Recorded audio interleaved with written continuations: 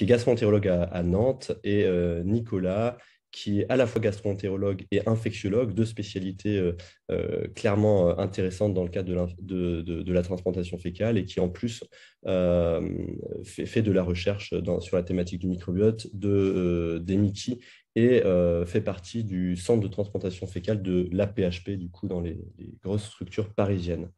Donc, ils vont commencer, enfin, il y aura un topo en fait sur ce que fait, où est-ce qu'on en est dans la transplantation fécale et dans la recherche clinique. Et ensuite, il y aura un temps pour les questions-réponses. Donc, pour cela, je vous invite, vous avez la possibilité via Zoom de poser vos questions via l'onglet discuter, ou enfin questions-réponses, et Q et R en bas à droite. On sélectionnera les questions si on a trop, et après, du coup, la petite conférence, on pourra du coup poser ces questions à nos experts. Voilà, je vous laisse la parole. Bonne conférence à tous. Merci beaucoup, Julien. Merci beaucoup, Julien, pour cette présentation. Alors, on s'est réparti un petit peu l'intervention avec Nicolas, histoire que vous puissiez avoir deux interlocuteurs différents.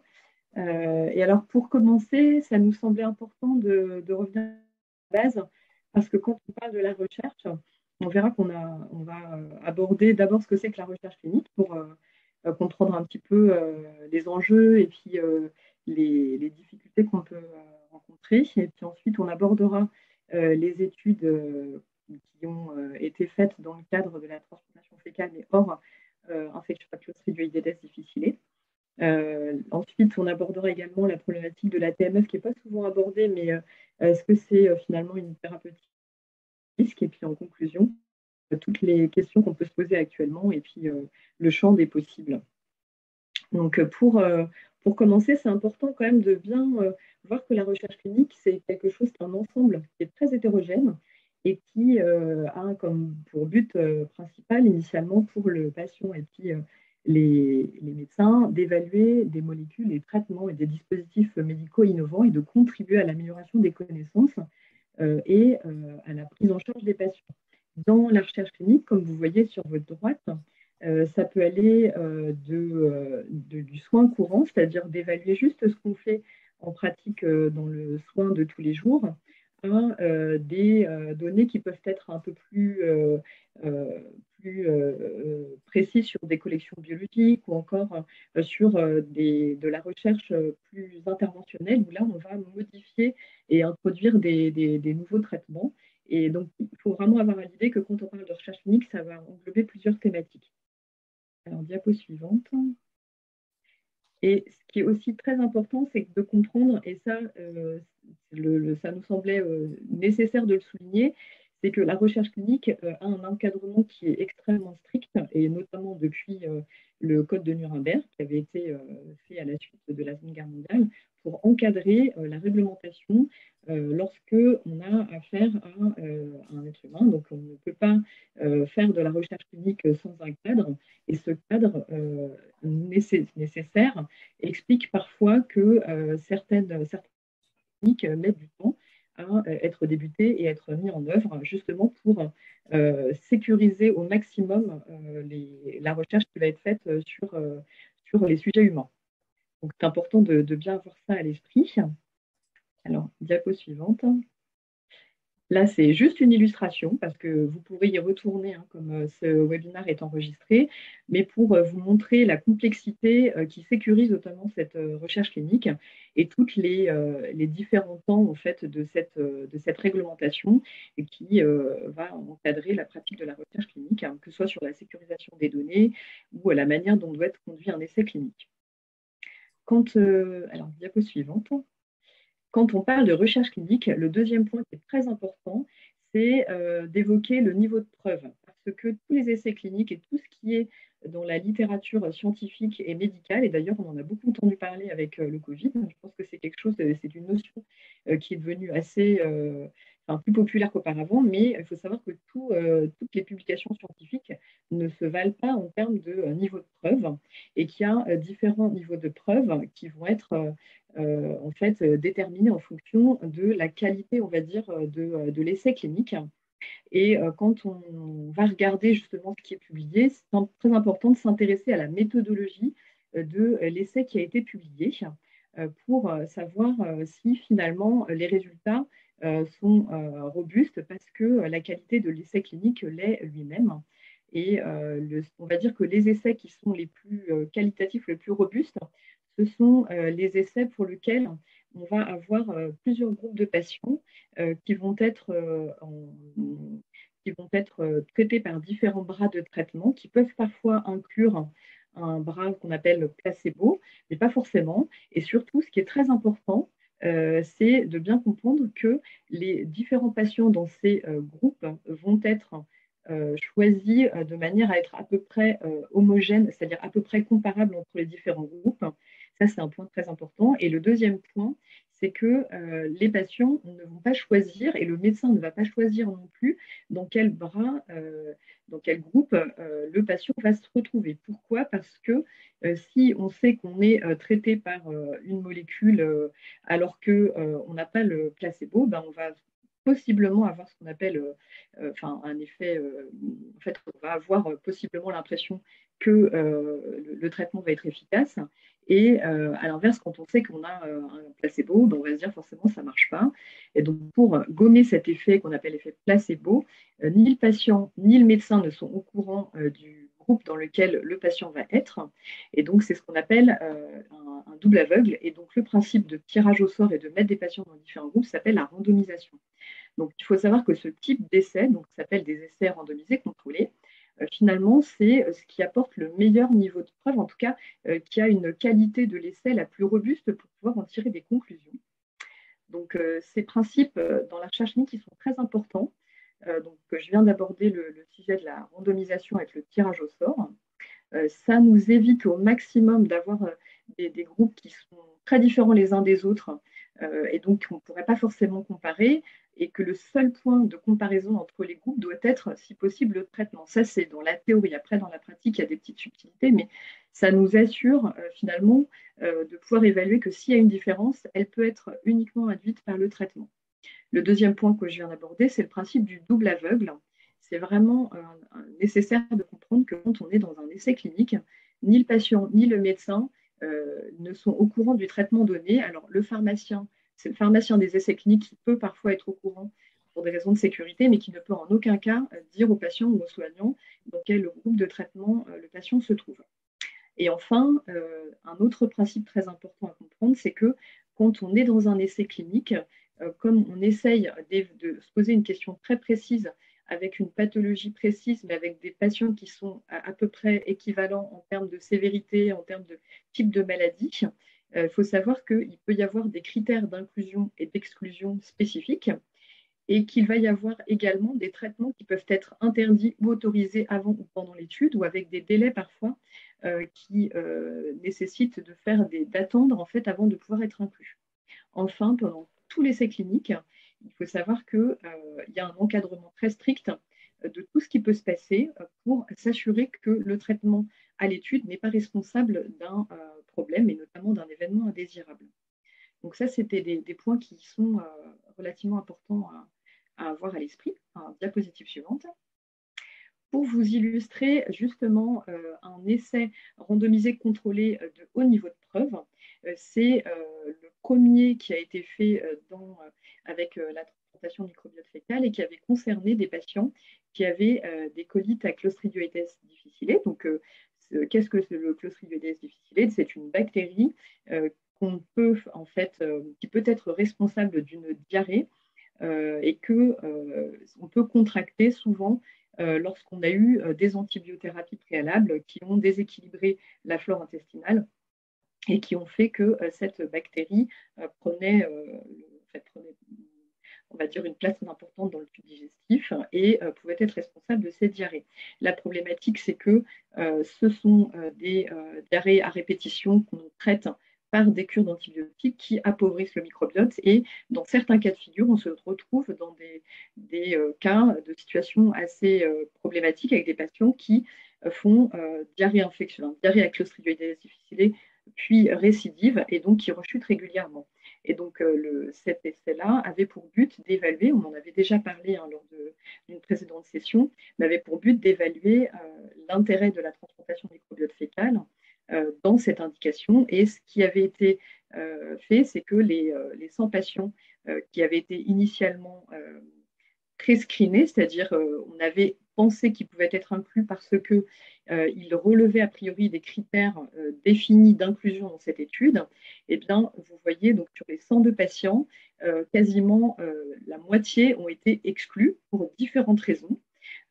Parce que deux patientes étaient enceintes, deux patients ont fait une complication sévère avant même d'être inclus dans l'étude. Un patient avait un traitement immunosuppresseur qui n'était pas autorisé dans l'étude. Enfin, tout ça pour vous dire que finalement, on peut penser qu'un patient peut être inclus et la moitié des patients ont été exclus avant de pouvoir être inclus dans l'étude.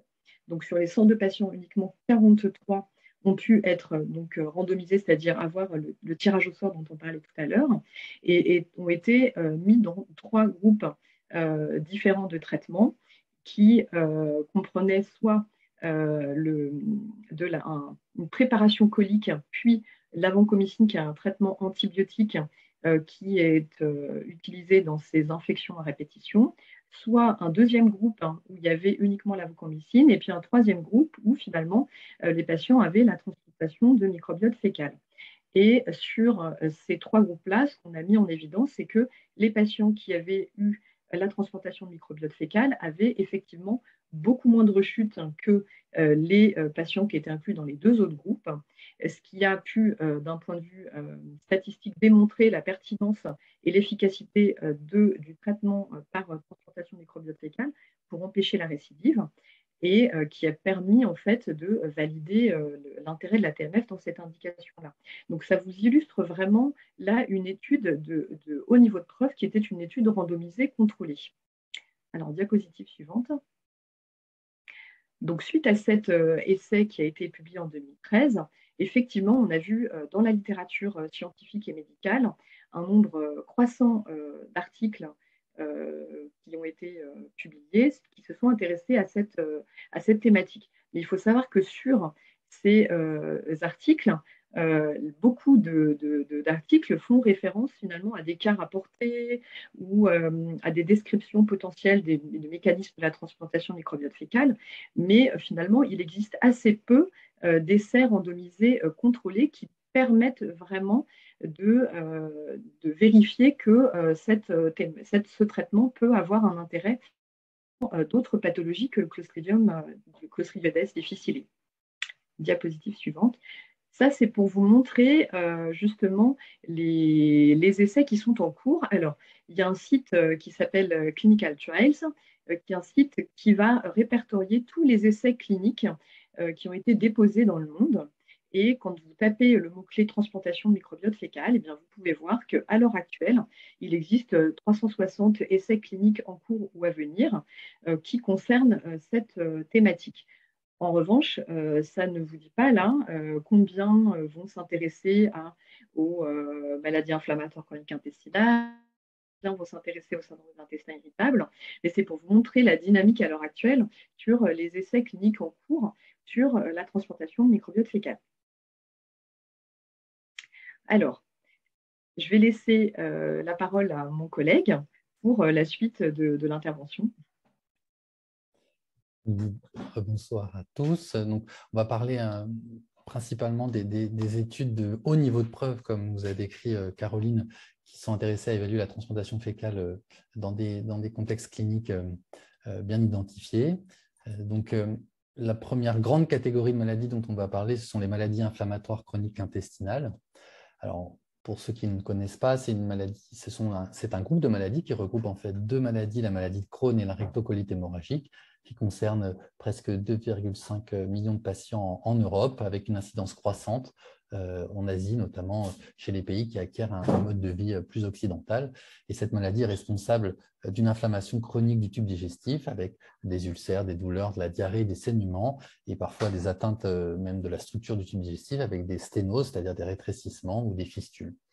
La physiopathologie, c'est-à-dire les mécanismes qui sous-tendent ces maladies, ne sont pas encore complètement décrits, mais ce qu'on sait, c'est que cette inflammation est liée à une réponse inappropriée du système immunitaire vis-à-vis notamment des antigènes du microbiote intestinal, des composants des bactéries du tube digestif, et que cette inflammation chronique se développe chez des gens qui ont des prédispositions génétiques au contact avec des éléments de l'environnement qu'on n'a pas encore complètement compris ni caractérisés. Donc, cette réponse anormale vis-à-vis du microbiote intestinal suggérerait qu'on puisse, en modifiant ce microbiote intestinal, peut-être agir sur la maladie. Si on prend les essais qui se sont intéressés à essayer de corriger, de calmer l'inflammation dans la rectocolite hémorragique, il y a principalement 5 études qui ont été publiées aujourd'hui avec un bon niveau méthodologique, donc des essais contrôlés randomisés, et dont on va parler brièvement. Vous voyez ici la synthèse de ces 5 études. On voit en blanc l'effet, c'est-à-dire la rémission, c'est-à-dire chez des patients qui ont une poussée active de la maladie avec une inflammation active, des douleurs, des symptômes, qui, à 7 semaines, 12 semaines ou 8 semaines de traitement, va présenter sur des critères cliniques, donc c'est-à-dire sur des critères de douleur, une rémission, c'est-à-dire une disparition des symptômes initialement décrits. Donc, on voit que chez des patients qui ont juste un groupe contrôle, donc essentiellement un placebo, c'est-à-dire un traitement qui n'a pas d'effet spécifique biologique, on voit que l'effet de rémission est assez variable en fonction des études, mais qu'il semble toujours inférieur à l'effet induit par la transplantation fécale. Alors, sur ces 5 études, vous voyez ici, il y a des petites étoiles qui montrent que les différences observées correspondent à une différence vraie au plan statistique, c'est-à-dire quand on fait des tests statistiques, on arrive à dire que cette différence observée ici, elle n'est pas juste visuelle, elle correspond probablement à une différence réelle biologique. Ici, vous avez une différence qui semble réelle, sauf que quand on fait des tests statistiques, on n'arrive pas à être sûr que ce n'est pas juste une différence liée à ce qu'on appelle un biais d'échantillonnage, c'est-à-dire une différence un peu aléatoire observée sans qu'il y ait vraiment de différence entre les deux populations, celle traitée par transplantation fécale et celle qui est traitée par le contrôle. Ce qu'on peut dire, c'est que sur ces 5 essais, on en a 4 qui montrent une efficacité de la transplantation fécale pour induire la rémission, mais que ces 5 essais ont tous une méthodologie de traitement différente. Certains, il s'agit de traiter les patients avec un lavement par semaine de transplantation fécale donc pendant 6 semaines. D'autres, c'est des transplantations par voie nasodiodénale, donc par le tube digestif haut. D'autres, ça va être une combinaison de transplantation par coloscopie puis par lavement. Et enfin, vous avez une étude plus récente qui montre une efficacité avec un traitement par gélule. Comme je vous le montrais tout à l'heure, l'évaluation de la rémission, elle n'est pas au même temps, elle n'est pas selon tout à fait les mêmes critères à chaque étude. Et donc, on a l'impression qu'il y a un effet, mais on ne peut pas bien le caractériser ni définir un protocole forcément efficace dans cette pathologie. Donc, beaucoup de questions, même si la thérapie semble prometteuse. Quand on a plusieurs essais contrôlés randomisés, avec des méthodologies un peu divergentes, on peut utiliser une méthode d'analyse statistique un peu particulière qui s'appelle les méta-analyses, où en fait, avec des outils de calcul et des modèles mathématiques complexes, on peut arriver à agréger les différents résultats. Et vous voyez ici que cette méta-analyse qui avait porté sur les 4 premières études dont je vous ai parlé, suggérait que quand on combinait un petit peu ces différentes populations, il y avait un bénéfice pour induire la rémission de la transplantation fécale chez des patients qui ont une rectocolite hémorragique légère à modérée. Alors, la question qu'on peut se poser aussi, c'est que ces patients-là, il existe des traitements qui sont efficaces et ces traitements-là ne sont pas comparés ici dans le cadre de ces essais. Donc, on ne peut pas dire que la transplantation fécale serait plus efficace que ce qui existe actuellement dans son cours. Alors après, ceci étant dit, on peut aussi observer que les différences en termes d'induction de la rémission chez les patients dans le cadre des essais avec transplantation fécale sont dans des proportions qui sont assez comparables avec les premiers essais qui ont été publiés pour évaluer l'efficacité notamment des médicaments qui sont les anti-TNF pour l'induction de la rémission. Donc, l'étape d'après, ça va être de pouvoir comparer en face à face ces différents traitements pour vraiment démontrer qu'il y a un intérêt par rapport à ce qui existe déjà de faire de la transplantation fécale dans la rectocolite hémorragique. Dans la maladie de Crohn, il y a beaucoup moins de données. Seul un essai actuellement a été publié avec cette méthodologie donc, de randomisation, de tirage au sort des patients en fonction de s'ils vont recevoir ou pas la transplantation fécale ou un contrôle. Et donc, il y a un essai qui est un essai pilote avec, vous voyez, très peu de patients, 9 versus 8 dans les deux groupes, qui a été réalisé à Saint-Antoine par le professeur Sokol, et qui suggère que les patients pourraient bénéficier dans l'induction de la rémission, dans le maintien d'une réponse à un traitement initial par corticoïde, de la transplantation fécale. Donc le modèle est un peu différent, c'est-à-dire que les patients ne sont pas en poussée au moment de la transplantation fécale, mais ils sont induits en rémission par un traitement immunosuppresseur classique qui est les corticostéroïdes. Et une fois qu'ils sont en rémission, ils vont soit bénéficier de la transplantation fécale, soit d'un placebo. Et ceux qui bénéficient de la transplantation fécale ont tendance à moins rechuter au niveau de la maladie au cours de leur suivi. C'est un essai qui est porté sur un très petit nombre de patients, donc les différences statistiques ne sont pas démontrées, mais ça suggère, ça donne envie en fait, de faire des essais de plus grande amplitude avec un plus grand nombre de patients pour essayer de confirmer, ou infirmer d'ailleurs, cet effet observé. Donc, dans les Mickey, on a des données qui sont assez encourageantes, mais avec encore beaucoup d'inconnus et d'incertitudes. D'une part, du fait du faible nombre de sujets par étude. Je vous ai montré là les principales études. Vous voyez ici, il y a 75 patients, 48, 80, 73, 35. Ce sont des petites populations. D'autre part, il y avait une hétérogénéité dans les protocoles, comme je vous l'ai dit, et on a peu de données finalement sur la maintenance, à part ces données préliminaires dans la maladie de Crohn et sur le dernier essai de RCH aussi, chez les patients avec une RCH, où il y avait aussi un effet suggéré de maintien de la rémission un peu plus prolongée chez les patients avec la transplantation fécale. Et quatrièmement, un aspect qu'on va développer de manière un peu plus approfondie dans le reste du topo, c'est la possibilité, dans certaines de ces études, d'avoir mis en évidence un effet donneur, c'est-à-dire que toutes les selles des donneurs ne seraient pas équivalentes et qu'il y aurait des super donneurs versus des donneurs pour lesquels les selles auraient un moindre effet thérapeutique. Donc, du fait de ces nombreuses questions qui sont non résolues, aujourd'hui, on ne peut pas définir une manière de faire de la transplantation fécale dans les maladies inflammatoires intestinales. C'est ce qui fait que le consensus international aujourd'hui, le plus récent, qui date de 2019, stipule très clairement qu'il n'y a pas d'indication de transplantation fécale dans les maladies inflammatoires en dehors d'essais cliniques. Quand on ne sait pas bien ce qu'on fait, on ne le fait pas dans le soin courant, on le fait dans le cadre d'études avec toutes les procédures de contrôle et de réglementation dont on vous a parlé pour assurer la sécurité et la qualité de l'évaluation d'un traitement. Alors, je vais passer la main à Caroline pour vous parler de la transplantation fécale dans le cadre du syndrome de l'intestin irritable. Alors, pour revenir à des notions de base, il faut savoir que le syndrome de l'intestin irritable, c'est une maladie hétérogène qui correspond en fait qui va toucher à peu près entre 4 à 15% de la population générale.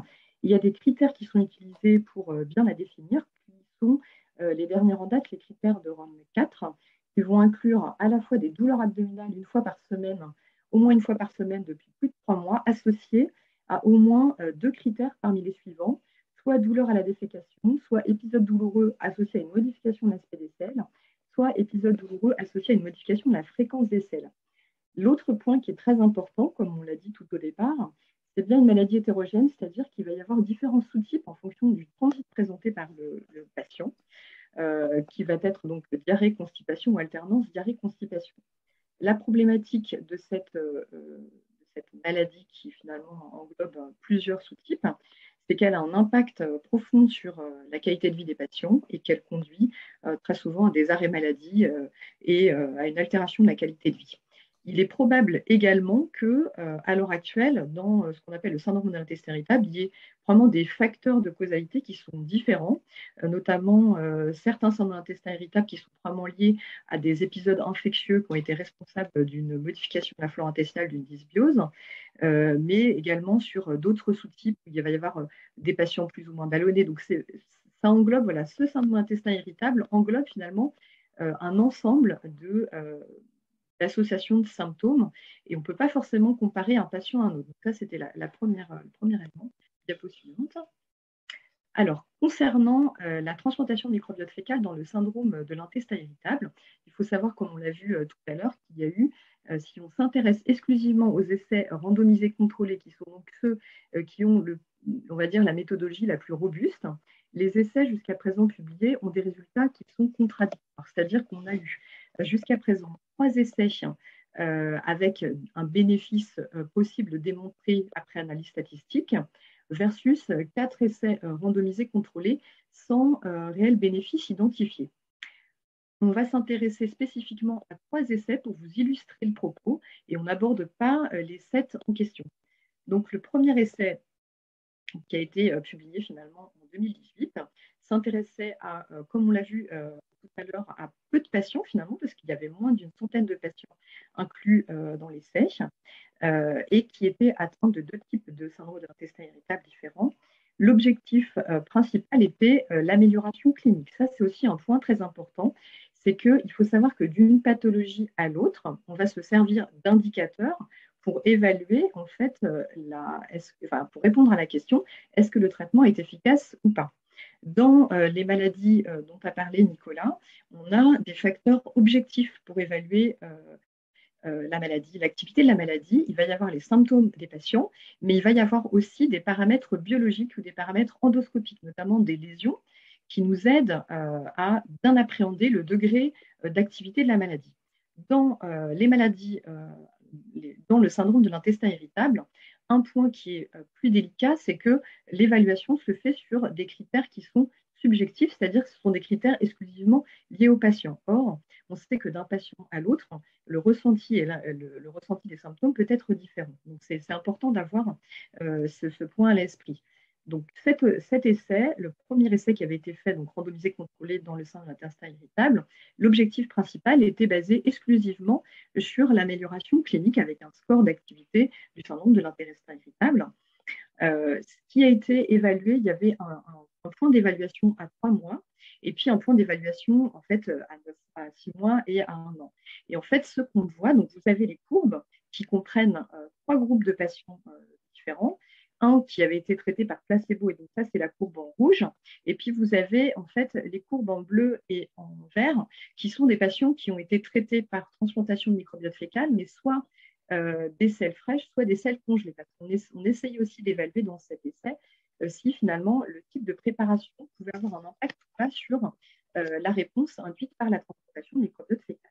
Et donc, ce qu'on observait, c'est que les patients eu à la transplantation de microbiote fécal, que ce soit avec des selles fraîches ou avec des selles congelées, avaient une baisse significative du score d'activité du syndrome de l'intestin irritable à 3 mois, comparé au groupe placebo. En revanche, cet effet, en fait, il s'estompait avec les patients avaient eu une transplantation initiale, mais n'avaient pas plusieurs transplantations par la suite.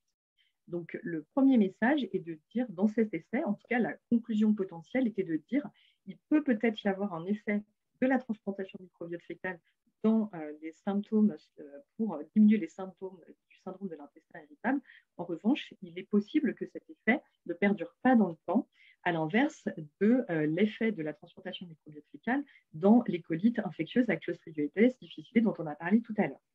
Dans cet essai, il n'y avait pas de marqueurs biologiques, c'était uniquement basé sur des symptômes. Le deuxième essai clinique qu'on vous présente là et qui vous illustre également la difficulté d'analyser ces résultats, c'est de la même manière des patients qui avaient un syndrome de l'intestin irritable. Vous voyez que ça concernait, alors vous aviez deux types de, l'administration cette fois-ci se faisait exclusivement avec des selles congelées, mais avec un pool de donneurs versus un groupe contrôle qui était un groupe placebo. Et donc, cette fois-ci, vous aviez 25 gélules sur 12 jours. Et ce qu'on pouvait observer dans cet essai, c'est que finalement, si on s'intéressait au score d'activité clinique du syndrome de l'intestin irritable, eh bien, finalement, le groupe placebo était amélioré finalement comparé au groupe transplantation. Ça a un peu surpris parce qu'on ne s'attendait pas forcément à ce résultat.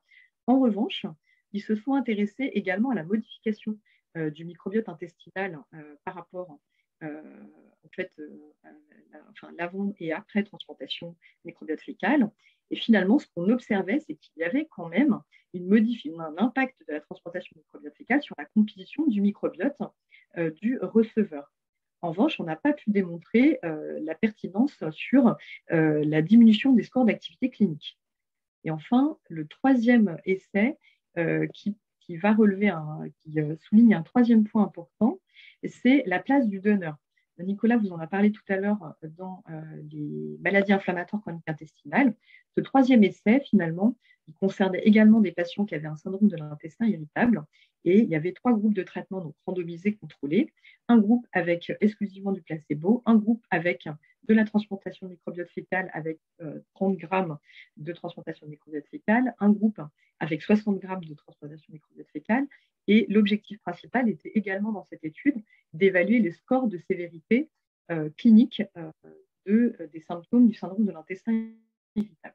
Et ce qu'on observait finalement, c'est que sur votre droite, eh bien, il y avait possiblement un effet lié au donneur, avec cette fois-ci un essai qui était en faveur de la transplantation de microbiote fécal, comparé au placebo, mais avec possiblement un effet donneur. Donc, les messages qu'on peut avoir sur le syndrome de l'intestin irritable, c'est pour le moment, on ne peut pas encore dire que cette thérapeutique est efficace formellement dans le syndrome de l'intestin irritable, que nous n'avons pas de certitude, qu'il existe de nombreux inconnus à l'heure actuelle et qui sont probablement en partie liés au profil de patients qui sont différents, qui sont hétérogènes, comme on l'a vu tout au début. Le deuxième point qui est important, qui a déjà été souligné dans les maladies inflammatoires intestinales, mais qui est vraiment important, c'est que les essais ne sont pas homogènes en termes de méthodologie. C'est-à-dire que, comme vous l'avez vu, là, on a montré 3 essais, on ne peut pas les comparer entre eux. Ce sont des essais avec petits effectifs, et puis chaque essai va avoir sa propre méthodologie, avec des temps d'évaluation qui sont différents, des volumes d'administration de transplantation fécale qui sont différents, des préparations qui sont différentes, des évaluations, que ce soit cliniques ou sur les crevettes, qui sont différentes, ce qui ne nous permet pas à l'heure actuelle de tirer des conclusions et de comparer les essais entre eux. Donc, on a besoin d'avoir beaucoup plus de données et beaucoup plus d'essais randomisés contrôlés, qui sont des essais méthodologiquement robustes pour pouvoir voir si réellement il y a une différence qui serait liée à la transplantation de microbiote fécal et pas à d'autres facteurs.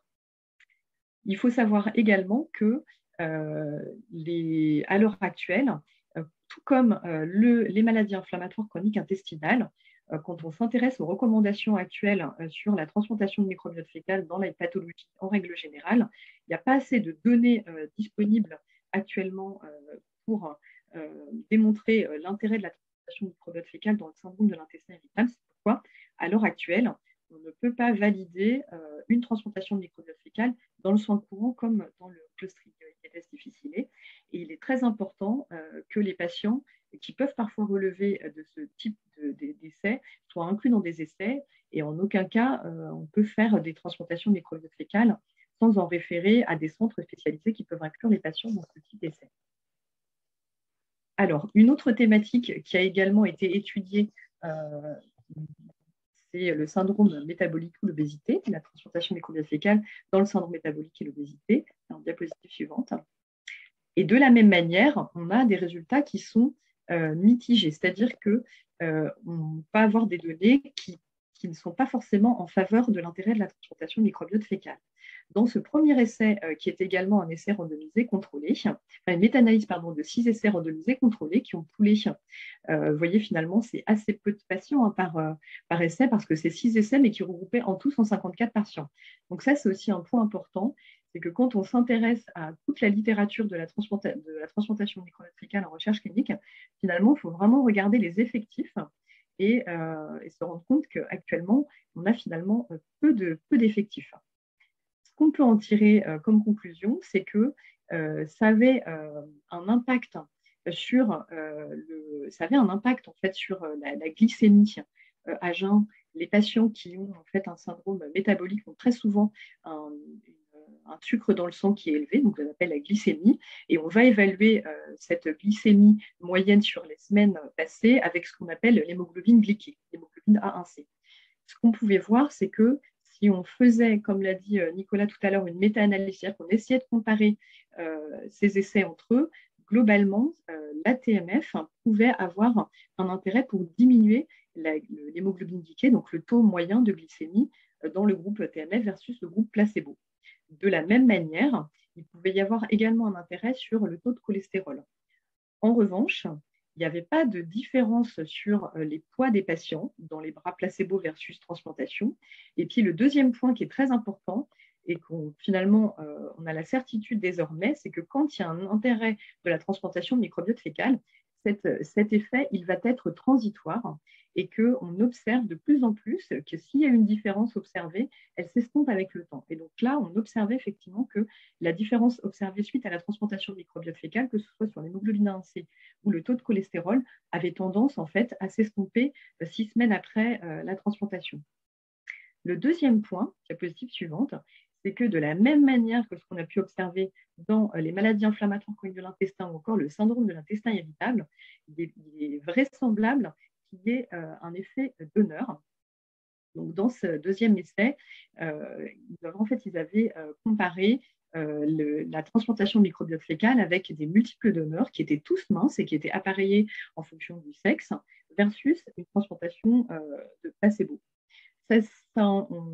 90 patients quasiment adolescents obèses avaient été inclus et la méthodologie, c'était une préparation colique puis l'ingestion de 28 capsules sur 2 jours, donc soit des capsules de transplantation de microbiote fécal, soit des capsules de placebo. Et on évaluait finalement chez le donneur et le receveur à la semaine 0, semaine 6, semaine 12 et semaine 26, on faisait une analyse du microbiote fécal, en plus d'évaluer des données cliniques. Les résultats, c'est qu'il n'y avait pas de différence sur l'index de masse corporelle. En revanche, on diminuait le syndrome métabolique, c'est-à-dire le risque d'avoir un diabète, une dyslipidémie, de quasiment 5 fois dans le bras des patients qui avaient été transplantés, qui avaient bien des modifications et des fonctions du microbiote post-transplantation, microbiote fécal, et qu'on avait aussi identifié probablement des super donneurs, c'est-à-dire des donneurs, des microbiotes de donneurs qui avaient probablement plus de possibilités d'influer sur la structure et la fonction du microbiote des receveurs. Donc ça, c'est un message important. Pourquoi? Parce que jusqu'à présent, les donneurs qui sont sélectionnés dans les essais cliniques l'étaient sur plus des critères de sécurité, c'est-à-dire de limiter au maximum le risque de transmettre une maladie, mais jusqu'à présent, on ne sélectionnait pas les donneurs sur des critères spécifiques au fonctionnement et à la composition de leur microbiote. Et il faut savoir que, bien qu'on ait ces données-là, le fait de sélectionner des donneurs sur ces critères complémentaires complexifie d'autant la méthodologie des essais cliniques. Alors, diapositive suivante. Je laisse mon collègue reprendre la main. Merci, Caroline. Donc, brièvement, on va évoquer d'autres indications qui sont actuellement dans les phares de l'actualité de la transplantation fécale en recherche clinique. Une notamment qui a beaucoup fait parler et qui est porteuse de beaucoup de perspectives de recherche et possiblement de soins, c'est l'utilisation de la transplantation fécale comme un traitement adjuvant, c'est-à-dire complémentaire, aux immunothérapies dans les cancers. Donc, il y a eu notamment 2 travaux qui ont été publiés dans la revue Science en début 2021 qui ont fait la preuve de concept de l'intérêt potentiel de cette transplantation fécale dans ce contexte. Donc, il faut savoir très brièvement que dans le cancer, au cours du processus cancéreux, les cellules tumorales vont échapper à la surveillance immunitaire qui, d'habitude, élimine les cellules qui sont anormales, qui sont prétumorales, etc. Donc, quand le cancer arrive, c'est que les cellules tumorales ont développé les moyens d'échapper au système immunitaire. Et ils échappent au système immunitaire en utilisant certaines molécules, notamment des molécules qu'on appelle PD-1 ou PDL1, qui va venir endormir en quelque sorte les globules blancs qui peuvent s'attaquer au cancer. Et ces dernières années, ont été développés des traitements qui vont aller bloquer ces molécules qui endorment le système immunitaire. Et on voit que là, c'est la survie des patients. Les patients qui sont traités par ces molécules, qui réveillent donc le système immunitaire, montrent une meilleure survie et donc avec une efficacité clinique. Mais la problématique de ces traitements-là, c'est qu'ils vont marcher très bien chez des patients et très durablement sur un petit groupe de patients, à peu près 30%, et les autres patients, eux, ne vont pas répondre du tout à ce type de traitement. Et dans les hypothèses et la recherche qui a été faite ces dernières années, il a été montré que la composition du microbiote intestinal pouvait être corrélée à la réponse ou non au traitement par immunothérapie. D'où l'idée de faire un essai clinique. Alors, c'est un essai préliminaire, pilote. Il ne s'agit pas d'un essai contrôlé randomisé. Il s'agit uniquement d'une étude, ce qu'on appelle ouverte, c'est-à-dire qu'on ne va pas comparer les patients qui sont traités par la transplantation fécale à d'autres patients qui seront traités par un placebo. Mais le principe était le suivant. On prenait les selles de patients qui avaient répondu à l'immunothérapie, on les transférait chez des patients qui ne répondaient pas et on observait si, dans la suite, ils répondaient au traitement. Et vous voyez, sur ce très, très petit effectif, chez des patients qui ne répondaient pas du tout à l'immunothérapie, 6 sont devenus répondeurs, à peu près 40%. Cet essai et ses résultats ont été confirmés avec une autre méthodologie de transplantation fécale, enfin confirmés, plutôt retrouvés également par une autre équipe qui, sur le même principe de transplantation de patients ayant répondu à l'immunothérapie chez des patients qui ne répondaient pas à l'immunothérapie, ont identifié que 30%, cette fois-ci, 3 sur 10, donc vraiment des effectifs très, très, très, très petits, 3 sur 10 acquéraient dans les suites une réponse à l'immunothérapie. Donc, ce sont des preuves de concept, il ne s'agit pas du tout de démonstration, mais c'est un des secteurs qui, probablement dans les prochaines années, va être le plus riche de recherche clinique et de travaux cliniques.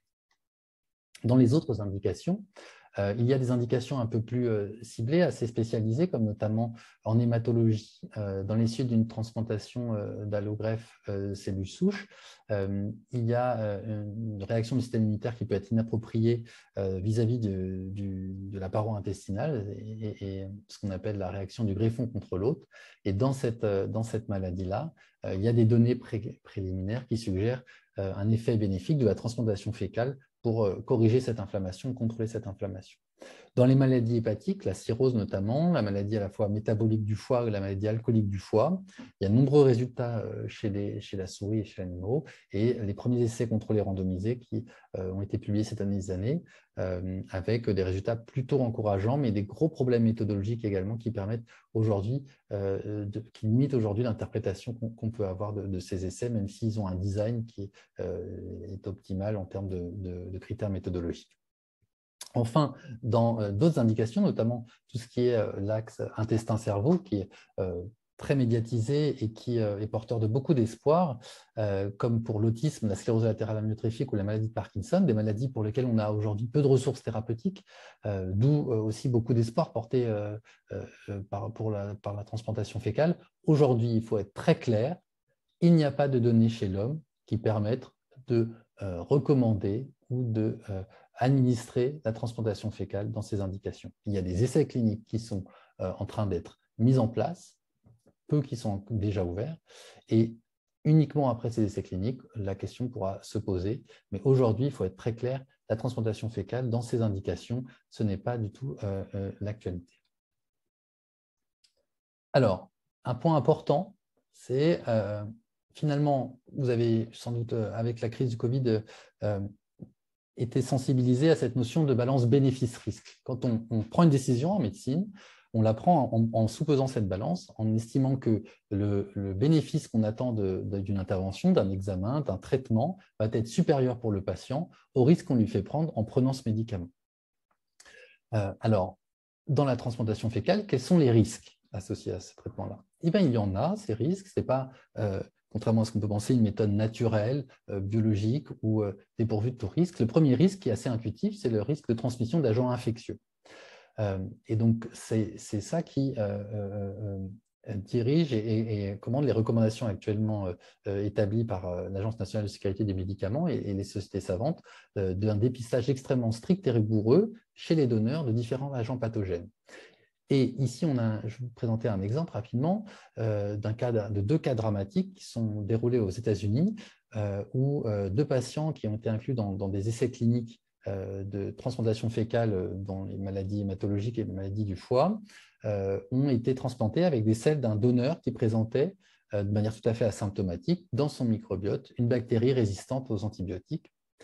Et au moment où le donneur avait été recruté, les recommandations américaines ne stipulaient pas l'obligation de rechercher ce type de bactéries.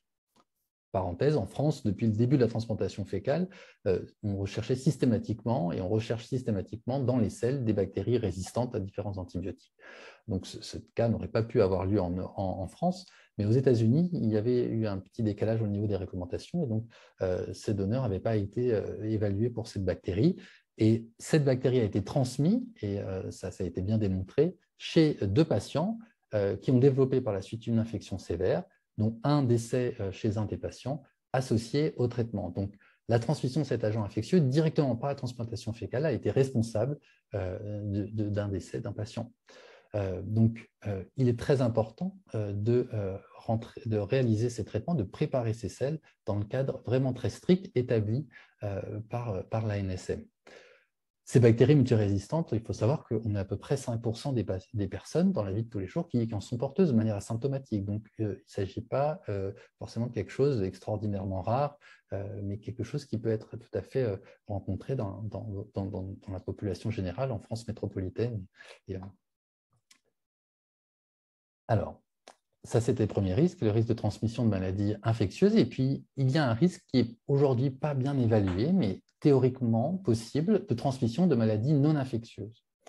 On a parlé de l'efficacité potentielle de la transplantation fécale pour prévenir le syndrome métabolique, prévenir les hyperglycémies induites par une baisse de sensibilité du corps à l'insuline. Et effectivement, l'inverse est vrai. L'inverse serait potentiellement vrai qu'on puisse transférer un profil de résistance à l'insuline, donc un état prédiabétique, dans les signes d'une transplantation fécale. Ça a été suggéré par les résultats d'un essai qui a cherché à transférer les selles d'un donneur obèse ou d'un donneur obèse qui avait été opéré par bypass et qui avait entraîné des modifications de la sensibilité à l'insuline dans la suite. Donc, sans rentrer dans les détails, l'idée est qu'on sait que le microbiote joue un rôle dans beaucoup de processus physiologiques de l'individu, dans la régulation de son système immunitaire, dans la régulation de son métabolisme, et donc il s'agit d'être très prudent sur l'absence d'effets délétères à moyen ou long terme d'une transplantation de microbiote fécal qui ne serait pas faite dans des conditions de sécurité et de dépistage du donneur, notamment pour les pathologies non infectieuses, extrêmement rigoureuses. Et donc, ceci aujourd'hui est bien réglementé et bien établi en France. Il y a une sélection stricte du donneur sur des paramètres cliniques, c'est-à-dire sur le poids, sur la notion d'antécédents personnels ou familial de différentes maladies, sur des symptômes digestifs, extradigestifs qui pourraient être révélateurs d'une pathologie sous-jacente, même si c'est quelqu'un qui est identifié comme un individu sain. Il y a une préparation qui se fait dans un contexte extrêmement contrôlé par une pharmacie spécialisée avec des processus qui respectent des critères qualité bien établis dans un environnement dédié pour éviter la transmission, la contamination des transplants notamment. Cette administration, elle se fait avec une surveillance hospitalière qui nécessite une courte hospitalisation, alors potentiellement en hôpital de jour ou en hospitalisation conventionnelle, mais ce sont des professionnels dédiés qui encadrent le geste et toutes ces règles sont définies d'un point de vue réglementaire et ceci est rappelé dans le Code de la santé publique par l'ANSM. Et c'est en grande partie dans le but de sécuriser et de homogénéiser cette pratique-là qu'a été créé le groupe français de transplantation fécale qui a pour but de mutualiser le réseau d'experts qui sont impliqués dans ce type de traitement pour accompagner et coordonner sa pratique en France, que ce soit dans le soin pour les infections à clostridiose difficile et récidivantes ou la recherche. Alors en conclusion, il faut bien comprendre que le microbiote est un cofacteur parmi d'autres dans les maladies chroniques. Le syndrome d'intestin irritable, les maladies inflammatoires chroniques intestinales, tout ça, ce sont des maladies qui sont polyfactorielles, qui résultent de la rencontre entre un individu, son système immunitaire, son environnement génétique, son environnement, et tout ceci produit une modification qui va sculpter la composition du microbiote intestinal, potentiellement de manière délétère, ce qui va favoriser la survenue d'une maladie. Mais vous voyez, on ne peut pas concevoir raisonnablement, dans ces maladies complexes, potentiellement hétérogènes, comme le syndrome de l'intestin irritable, de tout résoudre uniquement en jouant sur un des composants de la maladie. Et donc, la notion qui vient après, c'est la transplantation fécale, non pas comme traitement miracle, mais comme possiblement traitement complémentaire des autres thérapeutiques. Et quand, comment, quoi, tout ça reste à définir. Donc, la transplantation fécale De nombreuses questions actuellement sont non résolues. On ne comprend pas exactement toujours comment ça marche en fonction des indications. Dans une selle, il y a les bactéries, il y a aussi des champignons, des virus, des composés métabolites issus du métabolisme du donneur, des acides biliaires. Qu'est-ce qui, dans la transplantation fécale, va être responsable d'un effet thérapeutique? On ne sait pas encore bien le dire. Et probablement que ces effets-là et ces médiateurs-là sont différents d'une maladie à l'autre. Ce n'est probablement pas le même superdonneur qui va être capable d'induire une rémission dans la rectocolite hémorragique ou l'amélioration des symptômes dans le syndrome de l'intestin irritable. Aujourd'hui, on ne sait pas. On sait ce qu'on peut chercher chez le donneur pour diminuer au maximum le risque de transmission de maladies. Par contre, on ne sait pas exactement ce qu'on doit rechercher pour optimiser la réponse au traitement. On ne sait pas exactement s'il faut travailler à partir de dons multiples ou de dons uniques. Et tout ça, c'est seule la recherche qui va permettre de pouvoir avancer et répondre à ces questions. Enfin, il y a une problématique importante, c'est quand doit-on faire ce traitement? À quel moment de la maladie? Est-ce que c'est chez des patients qui sont en rémission, comme dans les maladies inflammatoires intestinales, pour maintenir cette rémission? Ou au contraire, est-ce que c'est dans une situation de crise, de poussée aiguë de la maladie ou des symptômes dans le syndrome de l'intestin irritable que le traitement va être le plus efficace? Est-ce qu'il faut le faire une fois? Comme vous l'avez vu, on a l'impression que l'effet est en général transitoire, quelles que soient les indications. Dans les maladies chroniques, j'entends. Est-ce qu'il faut le faire par voie haute, par coloscopie, par lavement? Tout ça, ce sont des réponses dont on n'a pas, des questions dont on n'a pas les réponses actuellement. Et dernier élément, comme je vous le disais, la composition du microbiote intestinal, la composition d'une selle est complexe. Et aujourd'hui, les études, les outils scientifiques dont on dispose ne permettent pas de caractériser complètement le produit de la transplantation fécale. On ne peut pas identifier toutes les molécules qu'il y a dans un transplant fécal, ni toutes les bactéries, ni tous les virus. Et donc, c'est un obstacle aussi à le développement de produits industriels qui prétendraient, à partir d'un transplant fécal issu d'un donneur, pouvoir complètement définir ce qui est au sein de la selle, d'où l'importance encore de passer par le cadre défini par la réglementation et l'ANSM. Alors peut-être je laisse le mot de la fin à Caroline. Donc, en conclusion, le message qu'on voulait vous faire passer, c'est que la seule indication actuellement recommandée dans le soin courant, ça reste la prévention de la récidive de l'infection à Clostridioides difficile, et que c'est un traitement qui… Alors oui, tu peux continuer du coup l'animation. C'est un traitement qui présente des risques, hein, même si on a l'impression que c'est un traitement naturel, comme l'a bien dit Nicolas. Il faut savoir qu'il y a vraiment des précautions importantes à prendre, notamment sur la sélection du donneur, et donc ça ne peut pas se faire tout seul sans avoir avoir un encadrement au préalable pour avoir bien vérifié que le don ne présentait pas de risque. Et donc, ça nécessite forcément une administration hospitalière. Et puis, enfin, il faut savoir que même s'il est probable que la dysbiose soit impliquée dans la physiopathologie de plein de maladies différentes qu'on a pu évoquer, pour le moment, le niveau de preuve scientifique n'est pas suffisant pour confirmer formellement l'efficacité, puis surtout que ce soit validé dans le soin courant. Donc, à l'heure actuelle, la seule indication, ça reste la prévention de l'infection à Clostridioides difficile. Et pour les pathologies qu'on a évoquées, il faut savoir qu'il y a des essais cliniques. Alors, si vous voulez avoir accès à ces informations-là, vous pouvez aller sur le site du GFTF. Un point important, je pense, qui sera probablement abordé dans les questions, c'est est-ce qu'il y a un essai clinique actuellement dans le syndrome de l'intestin irritable en France? Il y a actuellement un essai qui est en cours de construction par le professeur Sabaté, qui est actuellement pas bloqué, mais qui en est au stade réglementaire. Parce que comme on a vu tout au début, puis au cours de notre exposé, les difficultés de mise en place de base d'un essai clinique.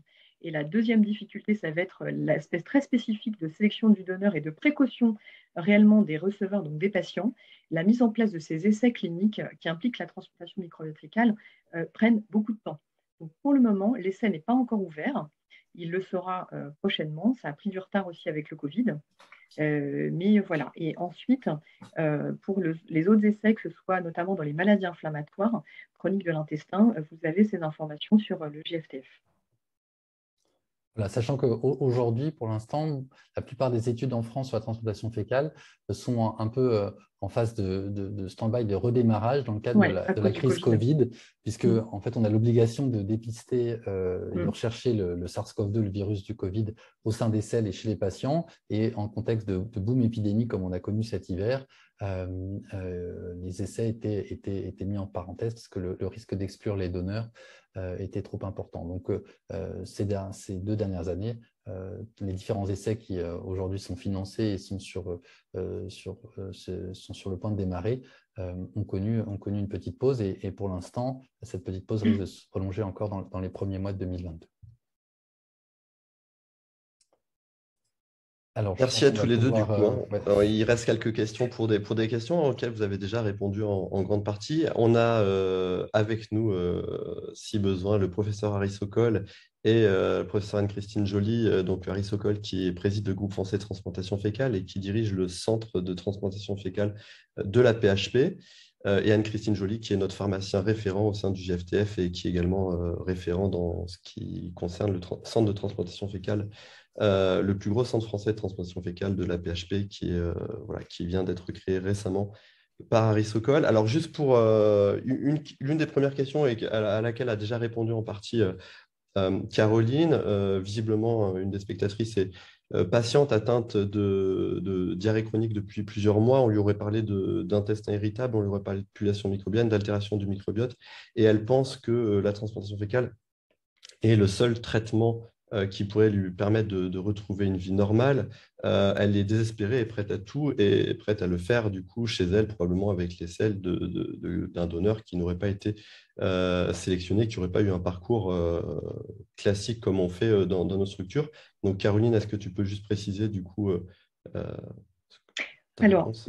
oui, en fait, c'est vraiment une pathologie qui est extrêmement compliquée parce que, comme on l'a dit tout à l'heure, il y a un réel impact sur la qualité de vie, comme vous l'aviez noté sur le message que vous avez envoyé.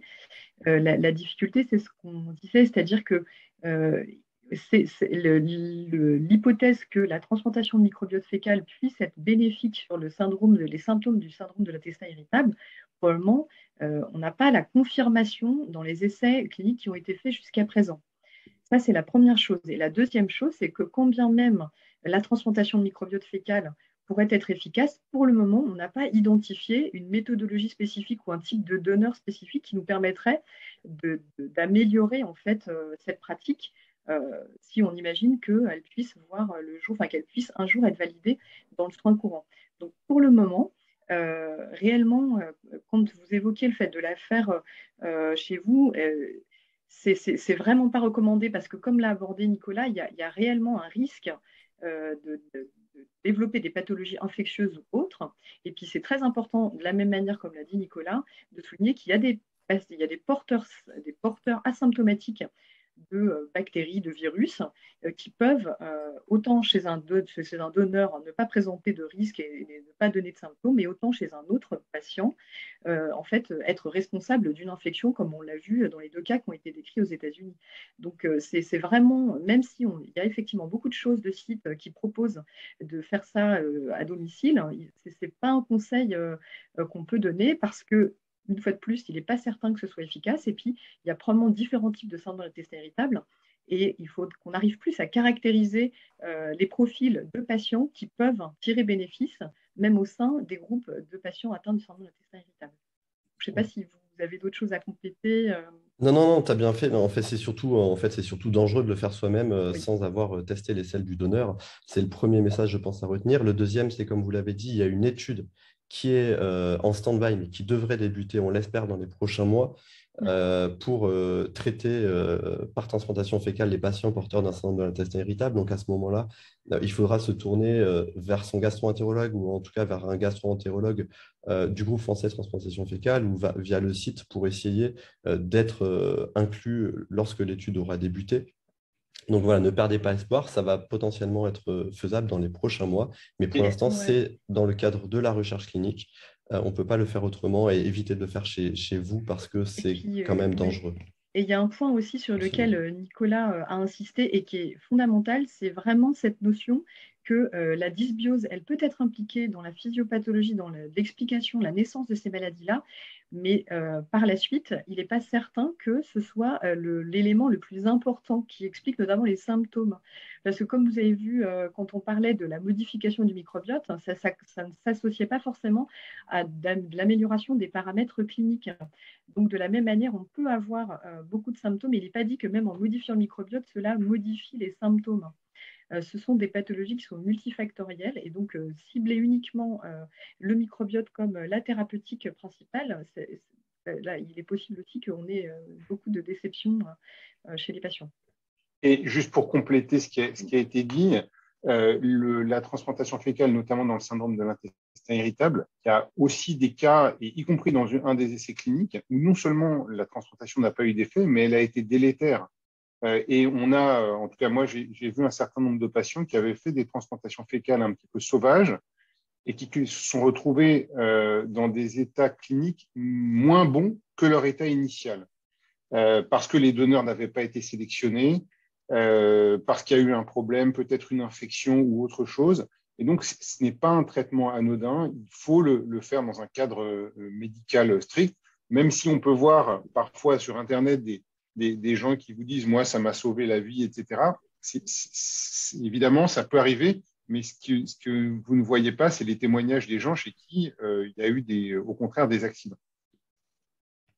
Merci Harry pour ton commentaire. Il y a deux questions qui se recoupent un peu sur les bons donneurs et également le fait de pouvoir pooler les donneurs, c'est de faire avec des multi-donneurs pour augmenter l'efficacité.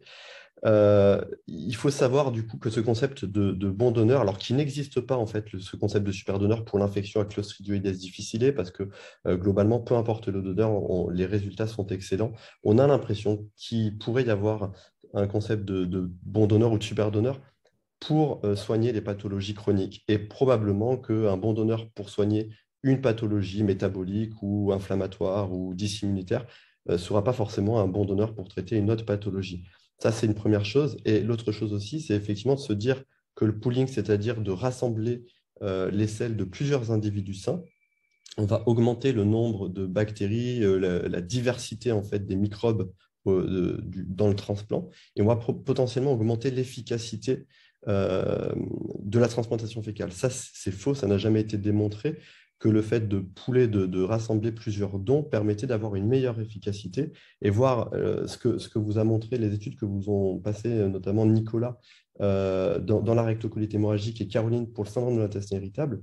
Deux de ces études où on avait le meilleur taux d'efficacité étaient faits avec la sélection d'un seul donneur, où en fait on avait plutôt cherché un très bon donneur, quelqu'un qui pouvait avoir des selles et un microbiote vraiment apte à mieux traiter la pathologie. Donc voilà, il ne faut pas vous dire que c'est en rassemblant plusieurs microbiotes différents qu'on va augmenter la diversité et avoir une meilleure efficacité.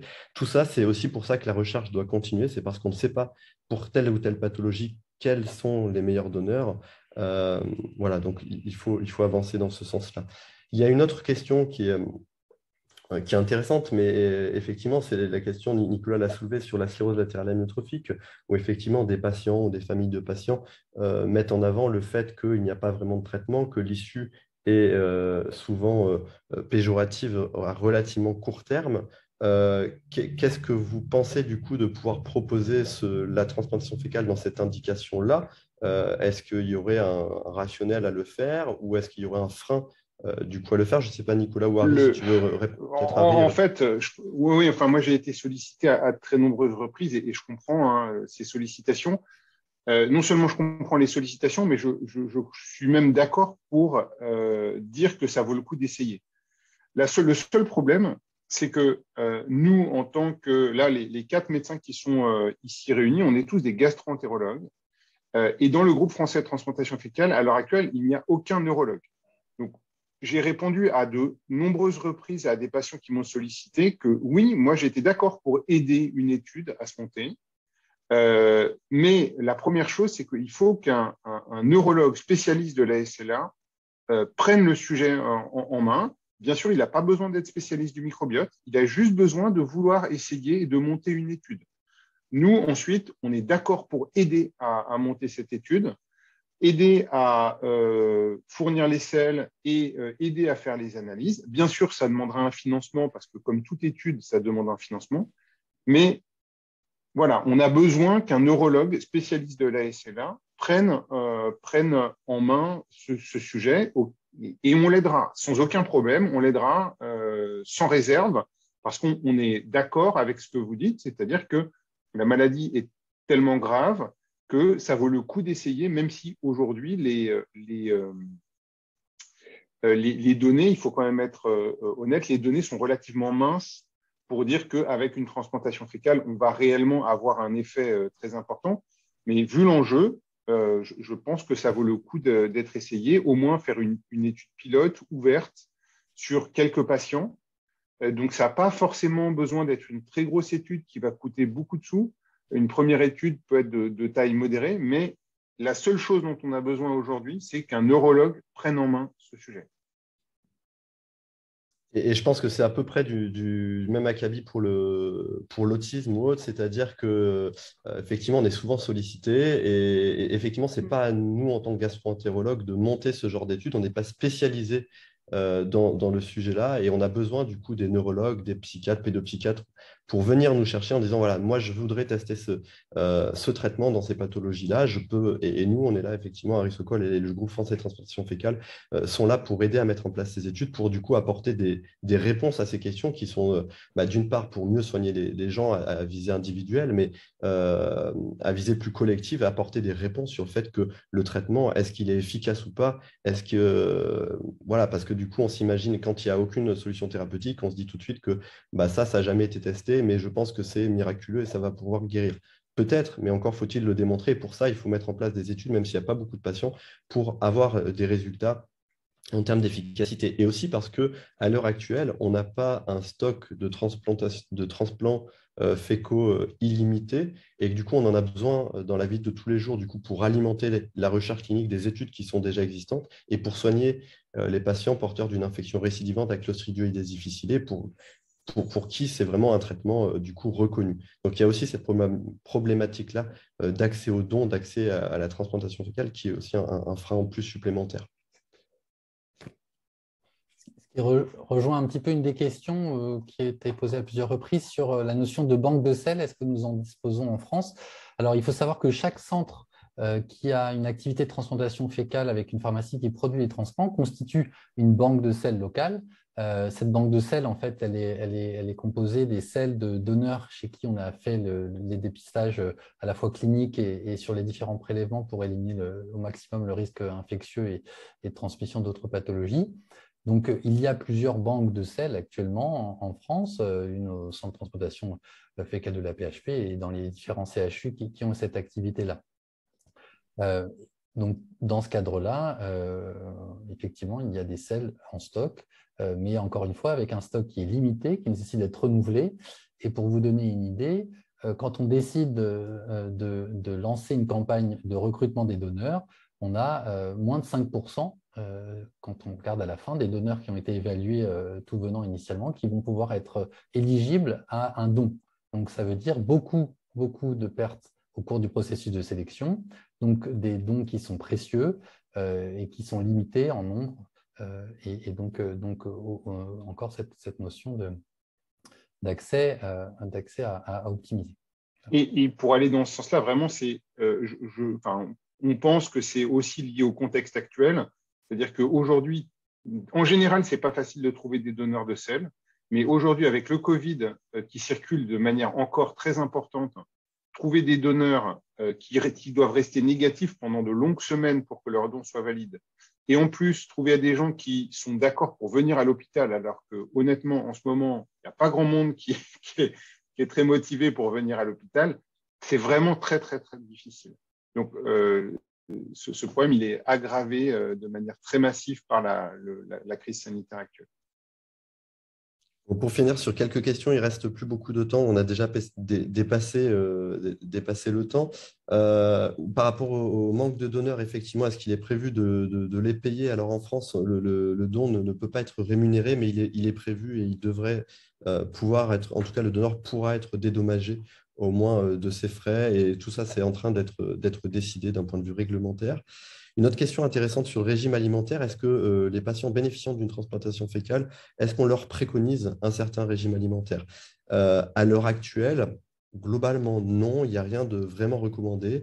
Après, c'est sûr que quelqu'un à qui on vient de changer à qui on vient de redonner un microbiote intestinal considéré comme sain, un écosystème relativement sain, c'est vrai que ce serait dommage si ce receveur se mettait à manger au McDonald's 5 fois par semaine pendant 6 mois. Je pense que et pareil pour prendre des antibiotiques, etc. Et je pense qu'effectivement, quelqu'un qui vient de bénéficier d'une transplantation fécale aura d'autant plus intérêt à avoir une alimentation relativement variée, équilibrée, riche en fibres, plus apte à être bénéfique à ces bactéries intestinales. Pour ce qui est d'un éventuel replay, oui, ces épisodes sont enregistrés. Ils sont disponibles sur YouTube. Je pense en mettant le GFTF, vous devrez pouvoir les retrouver. Sinon, via notre site www.gftf.fr. Si ce n'est pas le cas pour les précédents épisodes, on fera en sorte dans les prochaines semaines qu'ils soient disponibles. Voilà, merci à tous en tout cas. On vous donne du coup rendez-vous pour le prochain épisode prévu, il me semble, le 10 mai et qui parlera de l'aspect pratique de la transplantation fécale. Voilà comment on sélectionne le donneur et comment on administre ces fameux transplants fécaux aux patients malades dans le cadre du soin courant et de la recherche clinique. Merci à tous, passez une bonne soirée. Bonne soirée, au Bonne revoir. soirée, Au revoir.